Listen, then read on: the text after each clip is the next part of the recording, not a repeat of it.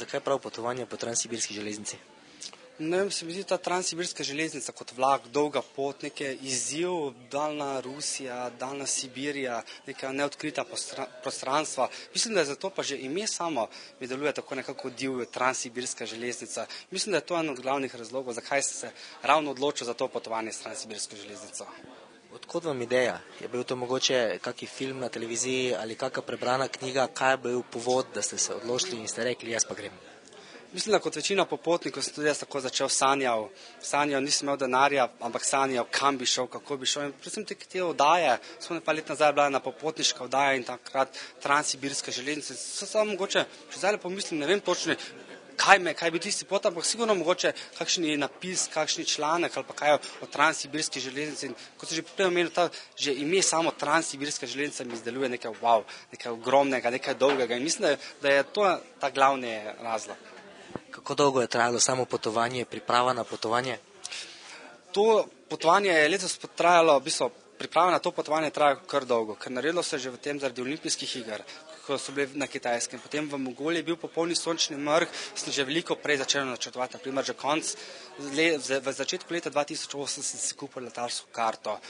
Vse zaradi tega, ker se vračal iz Kitajske. Ampak potem je bilo to dolgo nekako bolj na strani, ker je bil na prvem mestu sigurno faks. In potem se kar mesec pa pol pred odhodom je bilo kar intenzivno, predvsem pri pridobivanju viz. Recimo ruske viza, mongolske viza, kitajske viza. Kitajci so bili kar strogi pri pridobivanju vize. Naprimer si mogel jim prinesti potrdilo, da imaš rezervirano vse hotele oziroma hostle na potovanju. No, že to je bilo potem urejanje, vse, kaj je bilo povezano z Mongolijo. To je popolni sončni mrk, tura in to. Se mi zdi, da je kar precej časa vzelo, veliko več, kot bi mogoče drugače, na tak način, kot drugače sam potujem, vzelo. Ker večinoma jaz potujem tako, grem v državo, kupim letalsko karto, popotniški vodič, grem tja in vse sproti.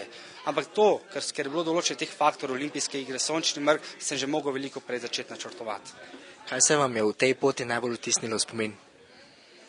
Se sigurno prvič to doživetje, ta stik z ljudmi, mogoče tale skupina ruskih profesorjev, s katerimi smo skupaj potovali oziroma smo se na vlaku spoznali, potem ta dva Norvežana, ko smo se tudi res spoznali smo se in se še isti večer ujeli oziroma zaštekali, če lahko uporabim ta izraz, mi zdi, da take malenkosti, pa potem te manjši stiki, ko so mogoče s nekom samo izmenjaš nekaj besed, ampak ti ta človek priraste k srcu. Potem tudi na Kitajskem, ti obrazi, potem tam nekje že v pobočju, oziroma kjer se počasi začne Tibet, bi sigurno nekako najbolj vtisnili spomina. Drugače pa se mi zdi, da kar celotna pot je bila nekaj posebnega.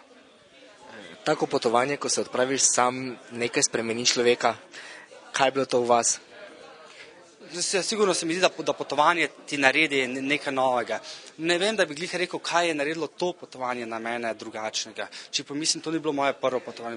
V originalu 2004 smislu, da bo to res moje prvo potovanje. Do sedaj sem že kar nekaj potoval, recimo 3-krat sem delal v Ameriki, potoval po Ameriki, Južna Amerika, Tajska, Laos, Kambodža, Indija, Nepal. Tako da ne bi mogli reči, da je nekaj naredilo z mene, ampak sigurno potovanja, če gledam tudi prejšnja potovanja, so mi naredili neke drugačne poglede, drugače gledaš na svet, mogoče bolj ceniš to, kaj imamo mi, ker mi vedno, vse slovenski narod oziroma ljudje smo taki, da radi jamramo, da radi tarnamo. Potem, ko pa greš v Indijo, Laos, ko vidiš, kako ljudje tam živijo, ne vem, z parimi dolarjami na mesec, jedo vsak dan riž, otroci ne hodijo v šolo, otroci imajo oblačila, ki grejo iz generacije v generacijo, vsi takole omazani, ampak izražajo bojo pa tisto prisrčnost, srečo, veselje, ki ga mogoče pri nas, v našem Sloveniji je kar težko dobiti, ker mi le strmimo k tem, da bomo imeli čim več denarja, pač materialne dobrine, te stvarine, veliko preveč pa zanemarjamo to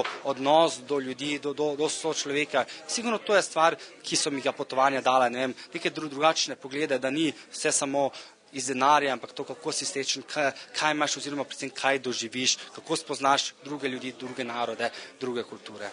Je bil na potovanju kakšen poseben dogodek, kakšna anekdota, ki se vam bo vtisnila v spomin?